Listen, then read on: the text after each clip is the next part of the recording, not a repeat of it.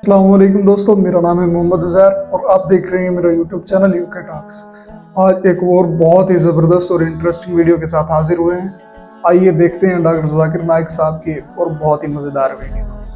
There's this question about I read it on a atheist article, which said that like when Allah had created the Garden of Eden, He put an Adam and Eve there, and but because they broke the rule, as in they had the fruit of I don't know what it is. They had the fruit which was forbidden. They were banished from the garden. They were thrown out, and because of which it was told that like you have to work for your daily bread. You need to work, and only then will you earn to have your daily bread. Likewise, it was also told that women, their pain in pregnancy would increase. It's like till now the same thing is happening. We have to work hard. We have to struggle. We have to do everything necessary to earn a daily bread. And the same thing with the women. Like they are dying in pregnancy. Their pain is increased. Why is it that if Allah Himself had punished them so badly, till date, they are like with the same punishment? How is it that it is an example for others to forgive other people when Allah Himself has not forgiven? Or guide me right. Sister asked a very good question. She rightly said that what you're quoting, sister, is about the Bible. What you're saying is mentioned in the Bible, that Adam and Eve, may Allah be pleased with them, when they were in the Garden of Eden, they disobeyed the commandment of Almighty God. It's mentioned in the Bible. And it's mentioned in Genesis chapter number 3, verse number 23, that Almighty God punished them and He threw them out of the garden. And Almighty God says in Genesis chapter 3, verse number 16, that you women, because you have disobeyed God, you shall give birth to children in pain, and your desire shall be that of the husband. So according to the Bible, pregnancy is a curse on the woman. This is what you're quoting is the Bible. And I agree with you that how can God not forgive? In Christianity, the full blame in the Bible is put on the woman, Eve. May Allah be pleased with her. In Quran, if you read, there is not a single place in the Quran where the blame is put only on Eve.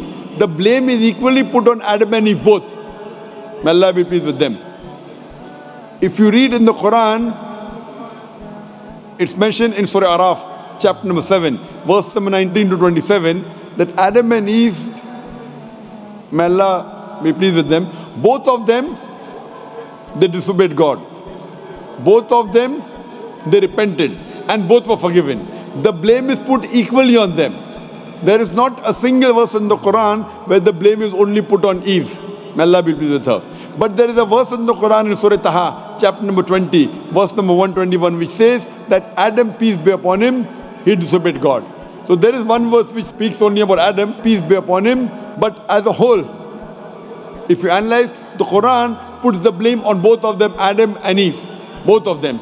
May Allah be pleased with them.